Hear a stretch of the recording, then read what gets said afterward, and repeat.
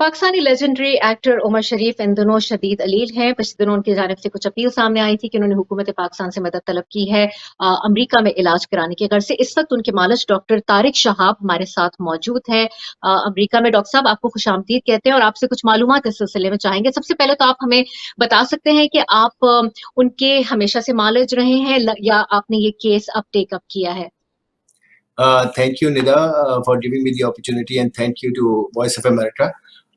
मैं आपको ये बताते चलूँ कि लास्ट वीक मेरे पास जो है वो मैं पहले से मॉलिज नहीं हूँ उनका। लास्ट वीक मेरे पास पाकिस्तान बिजनेस ब्यूरो के प्रेसिडेंट का कॉल आया। मैं एयरपोर्ट पे किसी को वेट कर रहा था रिसीव करने के लिए, तो उन्होंने कॉल करके कहा, डॉक्टर साहब हमें आपकी हेल्प चाहिए। मैंने बोला क्या क्या बात है बताएं, मैं हेल्प करने को तैयार हूँ। तो फिर उन्होंने तस्करा किया कि आपको पता होगा कि उमर शरीफ की तबीयत खराब है और उस सिलसिले में हेल्प चाहिए, तो अगर आप एग्री करें तो मैं आपकी मिसेस जरीन उमर शरीफ से बात करा दूं।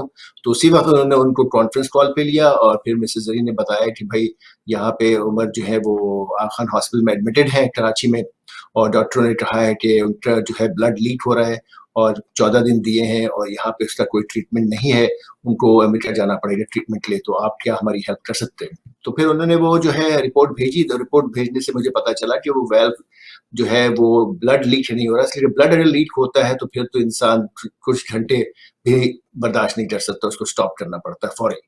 तो वो एक्चुअली जो है वो हम लोग मेडिकल टर्मिनोलॉजी में तो उसको माइट्रल रिगर्जिटेशन कहते हैं, लेकिन कभी कभार मेडिकल के वर्ल्ड में भी लेमैन टर्म में उसको समझाने के लिए पेशेंट्स को, फैमिली को, डॉक्टर्स कहते हैं लीकी वेल्व।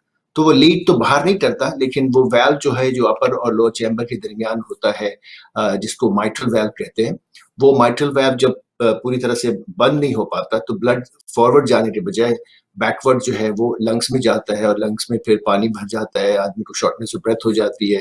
और उससे बल्कि मेरे पास एक मॉडल है, मैं आपको थोड़ा सा दिखा दूं ताकि सामने समझ में आए। ये जो है left upper chamber of the heart है, ये लोअर चैम्बर है, और यहाँ पे जो है वो वेल्व है ये वाला। तो ये वापस लंग्स में चला जाता है instead of blood going forward. तो उनका ये मसला था। तो चूंकि उनकी पहले बाईपास सर्जरी हो चुकी है, तो उनके लिए दोबारा, और उनकी किडनी भी कमजोर है, तो दोबारा सर्जरी करना बहुत हाई रिस्क होता। तो इसलिए वो पाकिस्तान में सर्जरी करना मुश्किल होता। तो अब एक नया प्रोसीजर निकला है जिसको कहते हैं माइट्रल वेल्व क्लिपिंग। उसमें ये केस ओपन हार्ट सर्जरी नहीं होती है, लेकिन जिस तरह जैसे बेलून एंजियोप्लास्टी स्टेंटिंग करते हैं हम लोग ब्लॉकेज के लिए, तो उसी तरह वो शरीयान के अंदर से जाके वो माइट्रल वेल्व की जो लीफलेट्स कमजोर हो गई है और वो सेपरेट हो गई है, उसको जोड़ देते हैं, साथ क्लिप कर देते हैं। तो उससे फिर वेल्व जो है वो फुली बंद हो जाता है और ये जो ब्लड दोबारा जो वापस जाता है वो स्टॉप हो जाता है और पेशेंट को उससे काफी बेहतरी होती है। तो डॉक्टर साहब, ये बताइएगा, आप खुद ये प्रोसीजर करते हैं?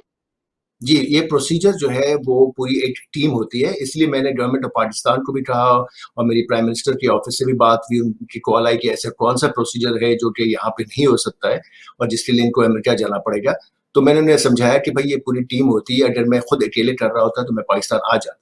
और मैंने टीम से मशवरा भी किया यहाँ हॉस्पिटल में, तो उसमें दो कार्डियोलॉजिस्ट होते हैं, एक कार्डियक सर्जन होता है और एक सीनियर एकोकार्डियोग्राफर होता है। तो 4 फिजिशियंस, उसके अलावा नर्सेस, टेक्नीशियंस और इक्विपमेंट्स की जरूरत होती है। It is a relatively new procedure, America में भी हर जगह अवेलेबल नहीं है, ओनली हाईली स्पेशलाइज्ड सेंटर्स में है। तो उसके लिए पूरी टीम चाहिए और वो यहीं पे हो सकता है, पाकिस्तान में फिल वक्त नहीं हो सकता। अच्छा, तो डॉक्टर साहब, आपको कितनी उम्मीद है कि उनका कामयाब इलाज यहाँ पर हो सकता है? अब ये मैं बताते चलूं कि जब ये बात हुई तो फिर उसके बाद मैं आपके ये सवाल का भी जवाब देता हूँ। जी। तो उसमें 2 मरहले थे। एक तो फिर मिसेस जरीन उमर ने कहा कि हमें जो है वीज़ा चाहिए, तो उसके लिए फिर मैंने एक लेटर यूएस एम्बेसडर को लिखा जो पाकिस्तान में। तो वो लेटर जो है फिर प्राइम मिनिस्टर ने भी रिक्वेस्ट की एम्बेसी से, ताकि उनका वीज़ा हो जाए। और गुड न्यूज़ है कि कल जो है यूएस कॉन्सुलेट कराची से मुझे मैसेज आया कि हाँ, उनका वीज़ा हो गया है। दूसरा मरहला ये था कि वो कैसे आएंगे, तो मेरा ये मशवरा था कि वो एयर एम्बुलेंस से आए। वो रेगुलर कमर्शियल फ्लाइट से नहीं आ सकते इसलिए कि उनकी तबीयत खराब है।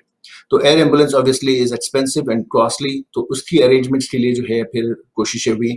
और फाइनली जो है गुड न्यूज़ इज दैट कि सिंध गवर्नमेंट ने इस बात की जो है हामी भरी कि वो एम्बुलेंस की कॉस्ट को बर्दाश्त करेंगे। इस तरह से ये 2 मेजर हर्डल्स जो है वो हमने अचीव किए और अब इंशाल्लाह जो है वो कुछ दिनों में यहाँ आ जाएंगे। जी। हम बात कर रहे थे उनकी सक्सेस के हवाले से, ऑपरेशन की। आप होपफुल हैं? हाँ, अब वो जब यहाँ आएंगे तो उन्हें हम डायरेक्टली जो है वो हॉस्पिटल में एडमिट कर लेंगे, जॉर्ज वॉशिंगटन यूनिवर्सिटी हॉस्पिटल में। वहाँ पे 1-2 दिन लगेगा उनको मजीद चेकअप करने में, उनका फिर मैं दोबारा जो है ट्रांसएसोफेजियल एको यानी वाल्व को असेस करेंगे अच्छी तरह से, और मैं एक्सपेक्ट करता हूँ कि इंशाल्लाह जो है उनका प्रोसीजर कामयाब होगा। There is 70 to 80% chance of success. अगर जो है वो प्रोसीजर जो है वो नहीं हो सकता या कामयाब नहीं होता, तो उनके लिए फिर वही लास्ट रिजॉर्ट रहेगी कि सर्जरी से उसको फिक्स किया जाए। परफेक्ट। डॉक्टर साहब, एक आखिरी सवाल आपसे करना चाहूंगी, उनकी टेंटेटिव अमेरिका पहुंचने की तारीख क्या बताई जा रही है? साथ में, क्योंकि बार बार लोग ये सवाल कर रहे हैं कि उन्होंने किस नौयत की मदद मांगी थी, आपने मेरे ख्याल से मेंशन कर दिया है हालांकि कि एयर एम्बुलेंस और वीजा की सहूलत थी, इसके अलावा तो उन्होंने गवर्नमेंट से किसी और किस्म की अपील नहीं की। नहीं, जहाँ तक मेरी इत्तलात है, मुझे पता है कि उन्होंने गवर्नमेंट से हेल्प मांगी थी इसी सिलसिले में कि उनका वीज़ा जो है एक्सपेडाइट कर दिया जाए, और उनके एयर एम्बुलेंस के सिलसिले में उन्होंने इनफैक्ट वजाहत की थी कि वो कोई फाइनेंशियल एड वगैरह की रिक्वेस्ट नहीं की थी उन्होंने। उन्होंने सिर्फ ये कहा था कि किसी तरह उनके यहाँ अमेरिका आने के लिए जो है वो हेल्प किया जाए। तो that is what I know. अब वो जो है वो दोनों चीज़ें हो गई हैं, तो अब जो पेपर वर्क्स हैं, आपको पता है गवर्नमेंट की इंस्टीट्यूशन है, सेंट्रल गवर्नमेंट ने वो एयर एम्बुलेंस से हमारी जो है रोज़ाना बात हो रही है। Obviously we have to make payments to them. जब वो पेमेंट्स होती है, जब भी वो एक्टिवेट करते हैं, उन्हें परमिट्स लेनी पड़ेगी लैंडिंग की। Probably there will be 2 or 3 stopovers. वो डायरेक्ट तो पूरा सीधा अमेरिका तो नहीं आ सकते, लेकिन स्टॉप ओवर्स होंगी। तो हर एयरपोर्ट की परमिट्स हैं, पेपर वर्क्स हैं, उसमें कुछ टाइम लगेगा।